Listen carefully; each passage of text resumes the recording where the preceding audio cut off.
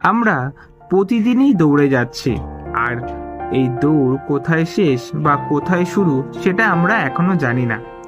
সকাল থেকে রাত, আবার রাত থেকে দিন, জন্মের পর থেকেই দৌড়ের খাতাটা যেন শুরু হয় আমাদের প্রত্যেক মানুষের জীবনে। প্রথমে নার্সারি থেকে ক্লাস 4, তারপর হাই স্কুলের গণ্ডি অর্থাৎ 5 থেকে 10, তারপর মাধ্যমিক ও উচ্চ মাধ্যমিকের গণ্ডি পেরিয়ে আমরা কলেজে প্রবেশ করি।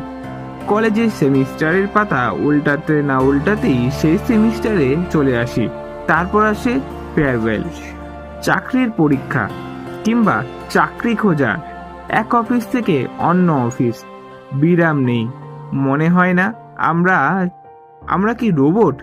মনে হয় না প্রতিদিনের এই দৌড়ে কে প্রথম বা কে দ্বিতীয় হবে? কারণ কি জানো? কেউ